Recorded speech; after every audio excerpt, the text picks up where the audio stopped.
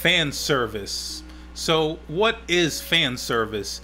That term really is only a term that's known by anime fans, because outside of anime fans, nobody would really know what that term is or what it refers to.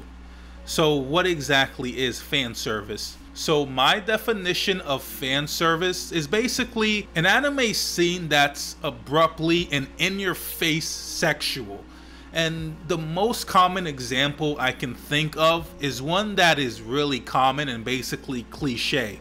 And that's when this girl drops something and then she bends over to get it, and then the wind blows and her skirt blows up, and then boom, it's like a panty shot. And then she gets mad at the guy for looking at it, and then she basically just beats up the guy. It's so cliche and it happens all the time, but that's basically the epitome, the perfect example of what fan service is and what it means. And it really does get a little bit deep when you think about its place in the anime world and the anime industry, because there's several ways that you can look at it, whether it's a good thing or a bad thing. One thing I really thought about is that essentially every single main anime, or mainstream anime I should say, specifically shonen, does actually have fan service, or at least they used to. Nowadays, I feel like they've really calmed down in doing fan service, or they interpret it in a different way than the cliche examples like I gave earlier, like the classic panty shot where the guy gets beat up and then she gets mad. But back in the day, even the mainstream anime, the popular ones, Dragon Ball, Naruto, One Piece, they all had fan service moments where there were these scenes that it's pretty much self-explanatory that it is called fan service, because it's for the fans technically. So it's basically a scene that where the creators are self-aware of the idea that sex sells, basically.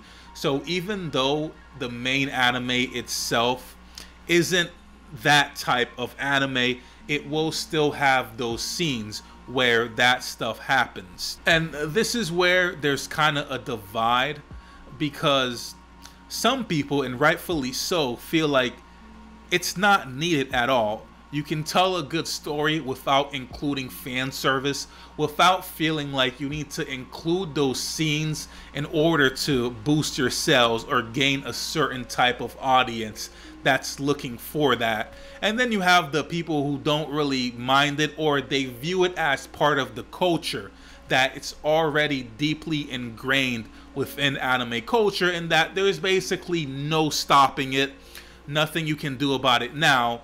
It's part of all manga, all anime. That's just how it is. I'm personally in the camp where I do think that it really isn't needed at all. Unless it's extremely self-aware of what it's doing, to the point where it's basically part of the entire show. It doesn't feel like, okay, this was just kind of randomly put in there. So I can name you two animes right now where I feel like, no, three animes right now that I can think of.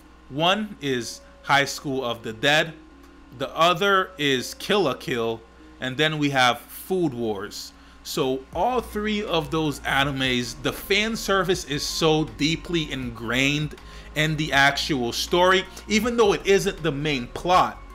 So those are the exceptions to where, okay, it's not the main plot of the series, but it has so much fan service in it that it's basically just part of the story. If you remove the fan service, you don't even have the same anime anymore. And then you have all of the other animes where they just go overboard, and it feels like the fan service is out of nowhere, unnecessary, was so randomly put in there. So basically, I'm in the camp where it just depends. It has to be ingrained into the story so much to where there's no choice for it to be there. It's already part of the story. It's too late. It has to be in there. recently with the newer mainstream anime, they do have fan service in them, but it's not the same. I feel like the creators are kind of getting the idea that, okay, yes, sex does sell, but these days we can do better than that. We can come up with a captivating story and probably put some fan service in there, but it's not gonna be cliche or as abrasive as it was in the past. The perfect example would be Chainsaw Man. If you watch Chainsaw Man, you know what I'm talking about, how the main character's motivation was just so randomly just sexual, as opposed to it being like revenge or trying to become the best. It was just the most randomly sexual thing. But I do think that's what fan service is basically transitioning to. It's not just those, you know, scenes. They're still in there to some degree, but I do think it is changing a bit to that. And that's pretty much it for this video, guys. Fan service, what do you think of it? Do you like it? Do you hate it? That's pretty much it. So thanks for watching. Lights are lit and they're sweat.